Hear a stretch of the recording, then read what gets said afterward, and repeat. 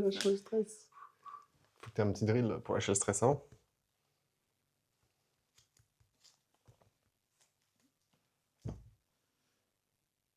Bonjour Cyril. Pardon, je pensais que c'était ton drill. J'ai raté. Bonjour Stacy.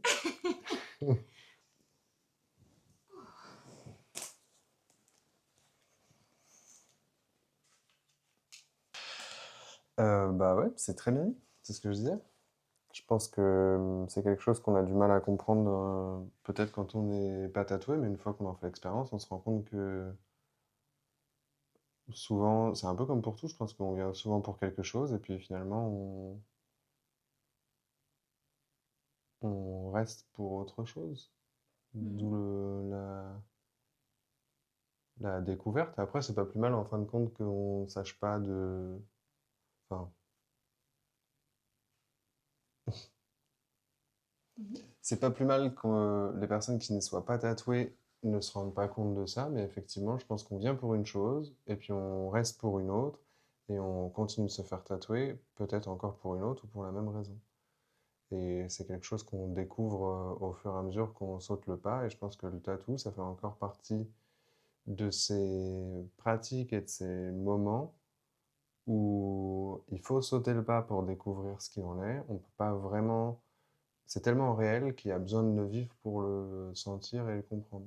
Et du coup, une fois qu'on en fait l'expérience, on en découvre la profondeur et du coup potentiellement le voyage, comme tu le dis bien. Et c'est ce qui fait que les gens restent et que les gens continuent. Moi, le premier, j'aurais jamais pensé me faire autant tatouer jusqu'à ce que je découvre ce fameux voyage, quoi. Mhm. Alors, il y a souvent un écho entre ce qui fait envie de se faire tatouer et ce voyage. Cela dit, on n'a pas le sentiment de venir pour ça, en tout cas au début. Mhm. Et c'est une question de rencontre, parce que c'est une question d'échange, et parce que le tatouage, c'est avant tout humain, et que s'il n'y a pas l'autre, du coup, il n'y a pas le tatou. On peut faire de la peinture tout seul, on peut sculpter de la pierre ou quoi, mais on ne fait pas du tatou. Donc ce qui est au centre du tatou, finalement, c'est pas l'aspect graphique, mais c'est l'autre, c'est l'humain, c'est la rencontre. D'où le fait que ce soit ça qui prime, comme tu l'as dit. Et après, derrière, bah, genre, tu repars avec un truc en plus, quoi. Mhm. Ouais. Je pense qu'on habille, en fait, la rencontre. On Mm, habille la rencontre, j'aime bien cette formulation. mm, ouais. On en repart avec un genre de vêtements, quoi. Mhm. Non, Mm. j'aime bien. Mm. Ce rapport au langage, il est graphique. Mhm. Et moi, du coup, c'est intéressant, hein, quand, à l'époque où j'étais à la fac, il y a quelqu'un pour un petit projet de fac qui avait fait une interview, du coup, juste parce que j'étais tatoueur, quoi, et que c'était une nana que je connaissais, et une amie, du coup, et je me rappelle avoir dit que, genre, le tatou, pour moi, c'était une façon de dire, mais en silence. Et du coup, en fait, c'est toujours du langage. Je pense que le langage, il Va-t-il va. va-venir, mais en silence. Ouais. Bah ouais, parce que si tu dis en verbalisant, ça fait son et c'est différent, tu vois. Et le fait de. Des fois, c'est plus confortable, c'est plus facile à approcher, en tout cas pour moi, de le dire, mais avec cet aspect graphique, tu vois. Comme Kenny, où il laisse parler l'image. Pourquoi il fallait dire en silence?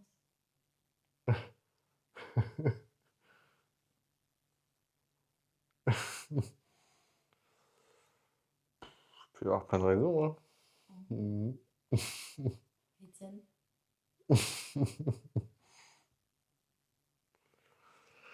Euh,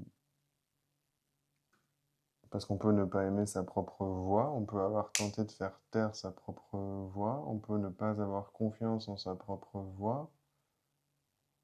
Euh, Ça prend pas l'espace de la même façon. Mhm. Parce qu'on peut penser que de toute façon on n'est pas entendu. Mhm. Et que ce qui est important, c'est peut-être pas forcément d'être entendu, mais d'avoir au moins un terrain sur lequel on puisse le dire. Je pense que souvent, du coup, c'est ce qui fait qu'on se silence soi-même, c'est le fait que on n'a pas trop confiance en la façon dont c'est perçu et reçu par l'autre. Du coup, que ce soit d'écrire un bouquin ou de se faire tatouer ou de tatouer, en fait, on a au moins confiance dans la façon dont nous on le dit ou on le fait. Mm. Hum,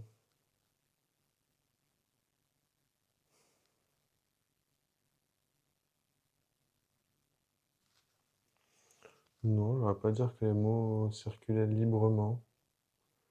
Je pense qu'il y avait beaucoup de droits de douane et beaucoup de taxes sur les mots qu'on disait. Ah, Donc, chaque mot pouvait, dans un sens ou dans l'autre, être euh, il y a un coût, en fait, à chaque mot. MAUX. Ouais, un coût à chaque mot. Intéressant. un coup? Un coût à chaque mot. Tu fais comment MAOT coup? et MAUX. Bah, ça c'est your take on it. Mm. Ouais. COUT. Ouais. Un coût à chaque mot. Ouais. Intéressant. Peut-être un coût physique ou un coût économique. Donc ouais, non, ça circulait pas particulièrement librement. C'était ouais, très coûteux. Mm. Ouais. Y a-t-il eu un mot ou une parole dans ta vie qui a agi comme un point de bascule? Ouais, plusieurs. Mm. Ouais. Là, les premiers qui me viennent, c'est arrête ton cinéma et je vais te faire vivre un enfer. Ouais, Ouais. c'est Et je fort. me rends compte que je suis rempli de flammes. Mhm. Donc je pense que j'ai habillé l'enfer à ma façon. Je me suis réapproprié le discours parce que du coup les flammes, même si dans certains aspects culturels c'est très négatif uniquement, genre le rapport au bien, au mal et l'enfer, tu vois, il y a dans le... Enfin, c'est un rapport entre la destruction et la construction du coup. C'est là-dedans qu'on forge et autant les flammes ça détruit, autant ça fait naître. Mm. Et du coup je pense que c'est exactement ce que ça a fait pour moi. Mm. Ça a détruit, ça a fait naître. Ouais. Pour le mieux en vrai, hein, aujourd'hui avec du recul. Mhm. Ouais. Qu'est-ce qui te fait dire ça?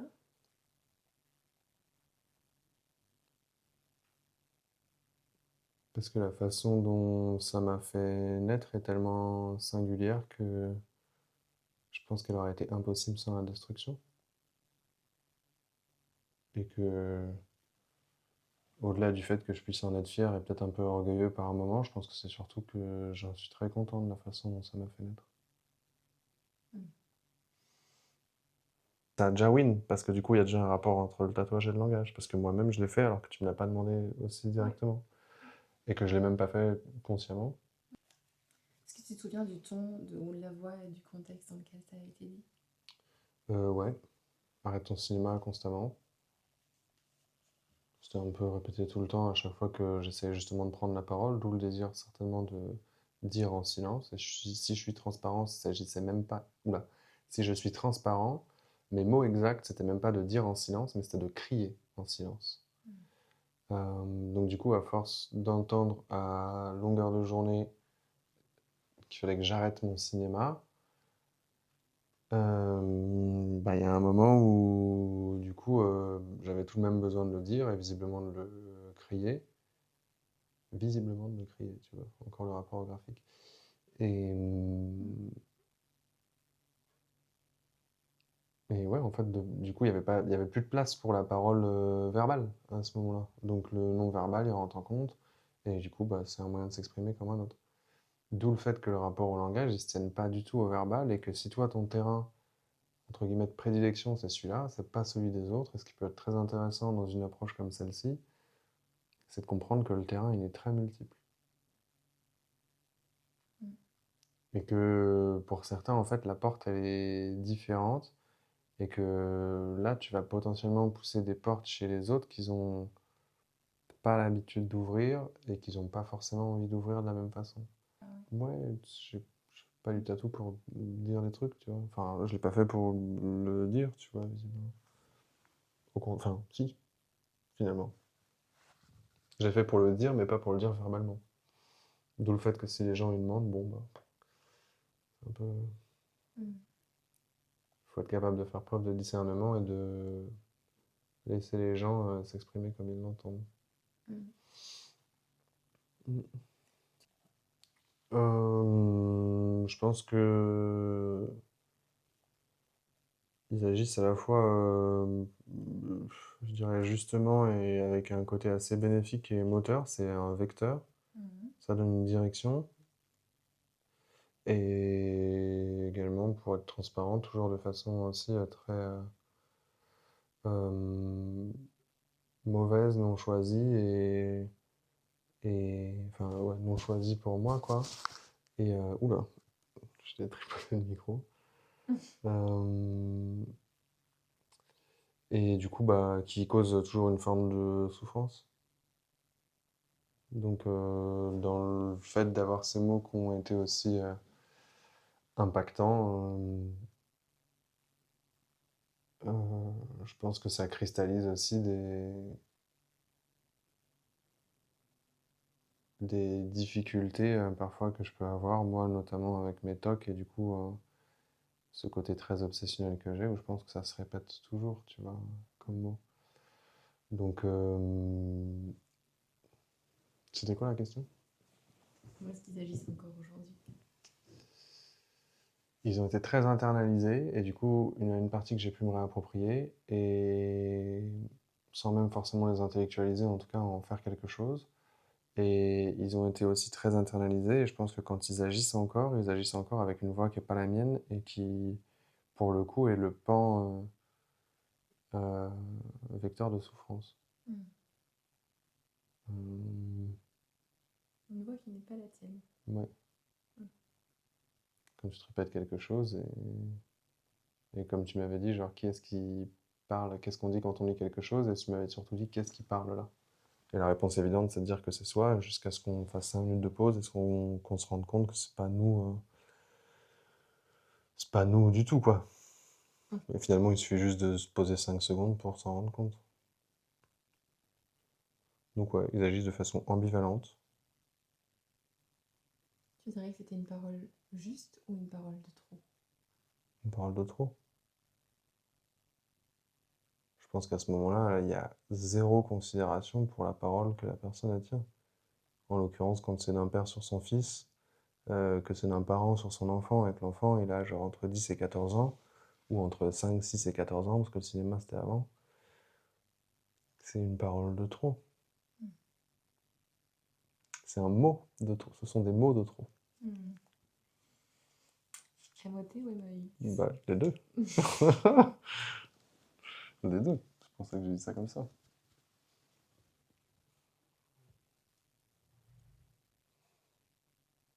Mm.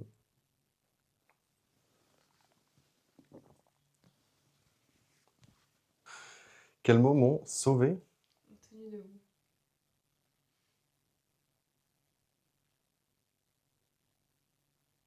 Bah, si je réfléchis pas et que je réponds juste très spontanément, les mêmes. Puisque c'est à la fois ceux qui sont destructeurs et ceux qui sont créateurs. Ils m'ont sauvé parce qu'aujourd'hui, je pense que la voie que j'ai choisie et la façon que j'ai de me présenter, on va dire, au monde, aux autres et à moi-même, elle y est très liée. Et finalement, c'est très lié au même mot. En fait, si tu veux me faire vivre un enfer, je suis capable de rester dans les flammes pendant 10 000 jours. Donc, ça m'a sauvé autant que ça m'a détruit, quoi. Je pense, là, je dirais pas qu'il y ait d'autres mots, tu vois. En fait, dès que j'essaie d'intellectualiser et d'aller chercher trop loin, je me paume et du coup, il faut réussir à faire l'effort de répondre aussi instinctivement que possible et d'oser pas réfléchir et d'oser pas penser à la réponse qu'on va dire et de la laisser sortir. Et ouais, les mêmes. Arrête de faire ton cinéma, on le sait bien parce qu'on vit ensemble et je fais du show tout le temps, quoi. Enfin, tout le temps. Ou presque. Du show CHAUD. À toi de me dire. Ouais, tu vois. Et du coup, cette capacité à faire du cinéma, encore une fois, je pense que je m'en suis réapproprié, littéralement, le fait d'être acteur, et pas juste dans le spectacle, mais genre dans ce que je fais, quoi. Mm. Et, euh, et je pense que quand j'ai compris que c'était très réel et qu'on allait vraiment me faire vivre un enfer, il a fallu que j'en fasse quelque chose, quoi. Mm. Et quelque part, ça m'a autant dégommé que ça m'a préparé à ce qu'allait venir derrière. Mm. T'étais annonciateur. Ok. Ouais, bah du coup, ça te permet de brace et de mettre ta ceinture et genre d'y aller presque en pleine connaissance de cause, quoi. J'avais compris que ça allait pas être du fun. Mm. J'avais compris que ça allait pas être rempli de... Comment on dit de... C'est un terme qu'on utilise beaucoup aujourd'hui. Quand on est très tolérant, non, un espace, Enseignant. non, non, non, non. Comment ils disent aujourd'hui, genre safe space et compagnie, là. Euh, un espace Bienveillant. bienveillant. Voilà, j'avais compris que ça allait pas être bienveillant du tout. Donc du coup, ça servait à rien que je m'attende à un truc qui me brosse dans le sens du poil et qui soit particulièrement bienveillant. À Mm. ce moment-là, c'était pas l'objectif de l'interlocuteur que j'avais en face, quoi. Et je pense que comprenant ça, ça m'a quand même permis de faire face à un monde qui littéralement n'est pas bienveillant, quoi. Aussi humaniste que je sois, j'attends pas de la bienveillance de tout le monde. C'est comme avec le mot le cœur sur la main, tu vois.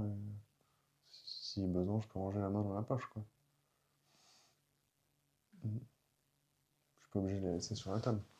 Et pourtant, j'ai le cœur sur la main, quoi qu'il en soit. Que la main soit dans la poche ou sur la table. Encore un rapport au langage et les mots par rapport au tatouage que j'ai. Le fait que pour moi ce soit le tatouage, et du coup, il y a une vraie importance au mot MOTS et peut-être moins d'importance au mot MAUX et que j'ai littéralement ancré d'une façon ou d'une autre, quoi.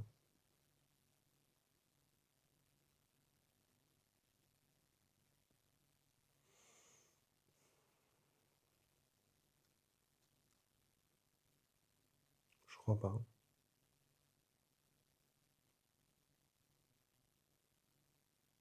Je crois que je m'en suis toujours nourri.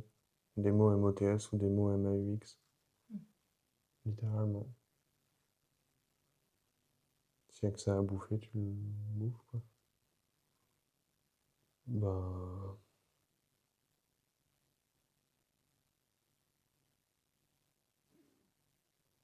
ça te donne de l'énergie, quoi, comme des mots, enfin, comme des mots, je vais dire, ouais, tu vois, pour dire de la nourriture. Comme la nourriture est comme un nutriment, quoi, t'en fais quelque chose. Ok. Ouais. Tu t'en sers, tu t'en nourris, tu le gardes, tu le jettes, tu le manges. Ouais.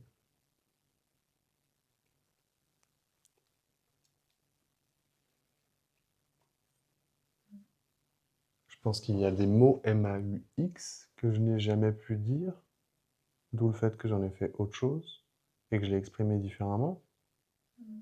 et aussi que ça se soit cristallisé dans certains comportements, certaines souffrances et compagnie. Et alors pourquoi crier en silence? Pourquoi crier en silence? Bah, ce que je disais tout à l'heure.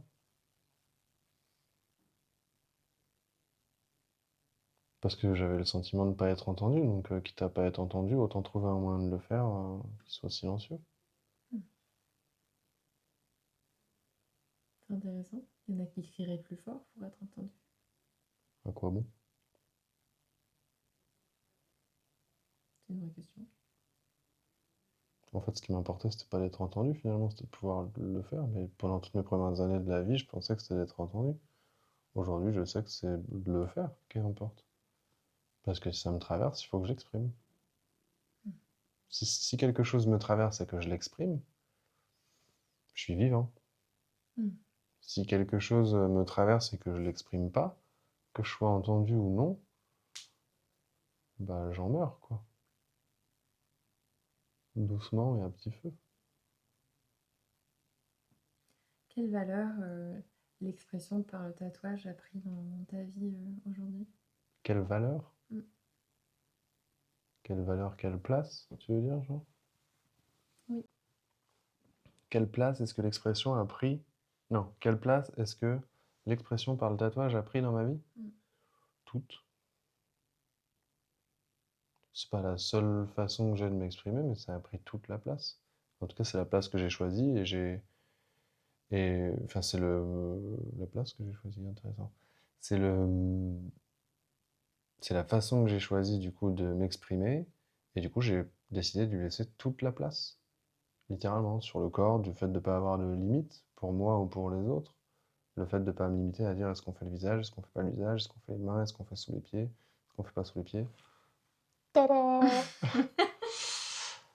Et du coup, je me limite pas de la même façon. En fait, je veux lui laisser toute la place. Parce qu'en fait, je pense que si on n'a pas d'espace où on peut laisser toute la place, du coup, on n'a pas d'espace vivant. Et c'est quelque chose que j'avais pu dire à un moment quand j'avais échangé avec plusieurs personnes d'ailleurs que j'avais tatouées.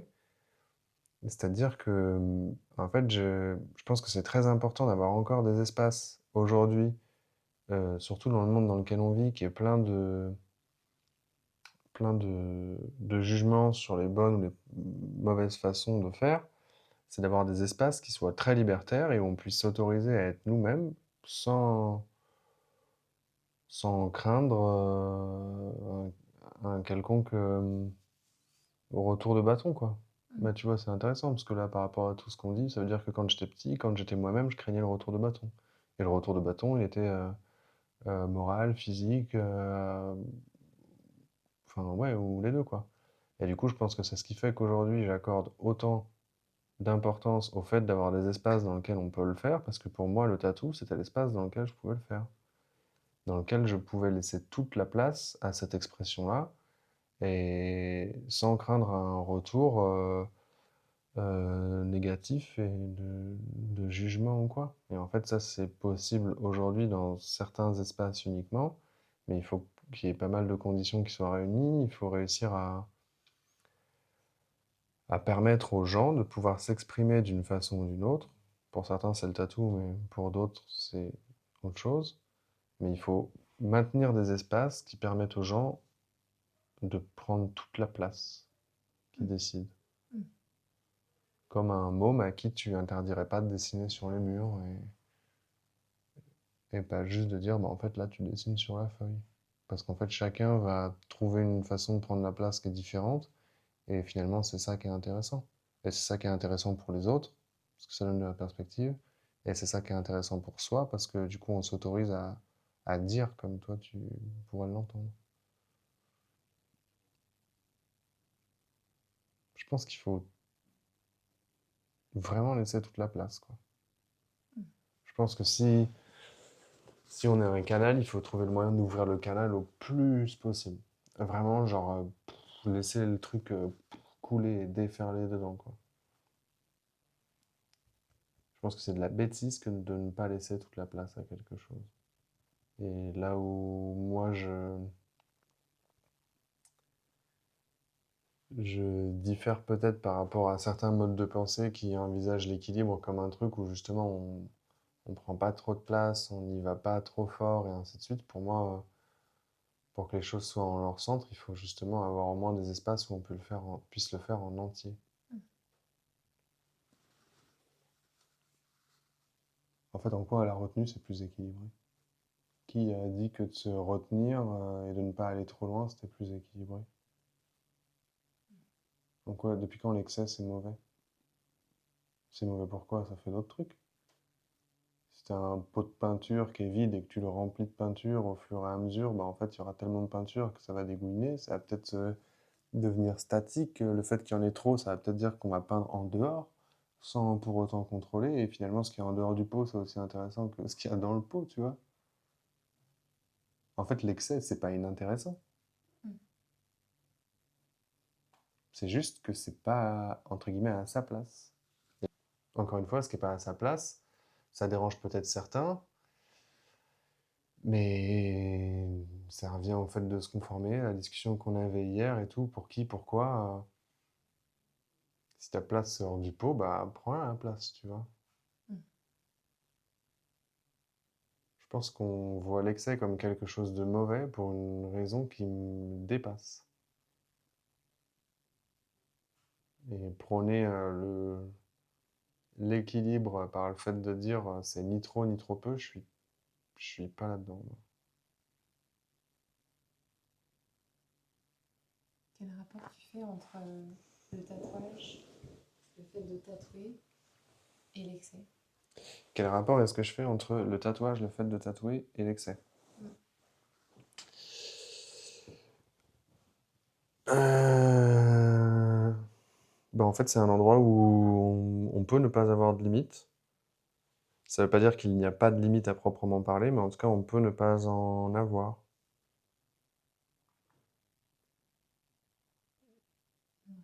Ouais. Quel rapport est-ce que je fais entre eux? Le tatouage, le fait de tatouer et l'excès. Tant que les parties sont consentants, on peut avoir ouvrir le champ des perspectives justement à l'excès, quoi. Et moi, dans le fait de tatouer excessivement, j'y trouve beaucoup de calme et ça me permet de channel mon énergie. Donc j'y trouve beaucoup de bien, quoi. Beaucoup d'apaisement, Mm. beaucoup de concentration. Et, et dans le tatouage tout court, bah en fait, je pense que directement, dès la base, pour certains, le moindre tatouage, c'est vide de trop. Donc, du coup, tu es dans l'excès à partir du moment où tu commences. Et du coup, quitte à être dans l'excès à partir du moment où on commence, dans ce cas-là, c'est libertaire et on a le champ libre et on fait bien ce qu'on veut. Le rapport que je fais, c'est que c'est un endroit et c'est une pratique dans laquelle on peut être excessif, sans que ce soit néfaste et mauvais pour l'autre. J'ai souvenir que petit, on me disait que du coup, mon énergie, elle était pénible pour tout le monde, parce que comme tu le sais, il y a des fois où j'ai beaucoup de mal à la canaliser. Et en fait, là, le fait d'être excessif à ce moment-là, en tant que tatoueur, c'est dire genre, je suis capable de donner plus. Et du coup, de donner plus pour quelqu'un qui est prêt à recevoir plus. Donc en fait, je recycle, quoi. Plutôt que de me dire, oh, arrête de donner plus. Non, c'est trouve un moyen de donner plus, mais qui serve à un propos plutôt qu'il n'en serve pas ou qu'il desserve. Il y a des gens qui ont envie que tu donnes plus. Et du coup, ben, moi, je suis là pour ça. Et plutôt que de changer ma nature, j'ai trouvé un espace et un endroit où donner plus, ça le permettait. Un peu comme dans les arts martiaux, justement, quoi. Si t'as plus à donner, donne plus. Ça va peut-être t'apporter autre chose. Pas forcément plus, mais en tout cas autre chose, quoi. Et c'est pas mauvais, parce que ceux qui veulent pas donner assez et ceux qui sont trop mous, bah finalement, parfois ça peut leur desservir.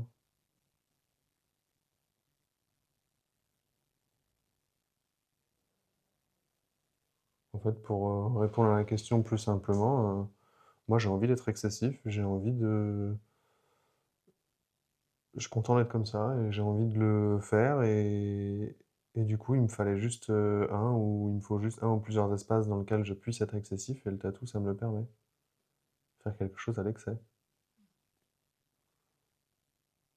Dans la mesure où tout le monde est d'accord.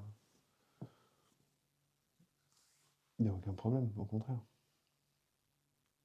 C'est illusoire de penser changer la nature de quelqu'un et de penser à... En fait, ça permet le contrôle de tout lycée chez tout le monde, tu vois. Mais ça permet pas à chacun d'exprimer qui il est. Et du coup, pourquoi est-ce que tu es venu sur Terre si c'est pas pour exprimer qui tu es? T'as mille et une chances de réexprimer qui t'es à chaque fois que tu reviens et tu choisirais toujours de pas le faire. Tout ça pour que ça rentre dans un pot.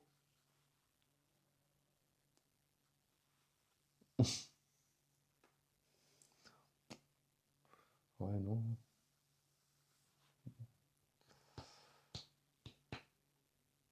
Ouais.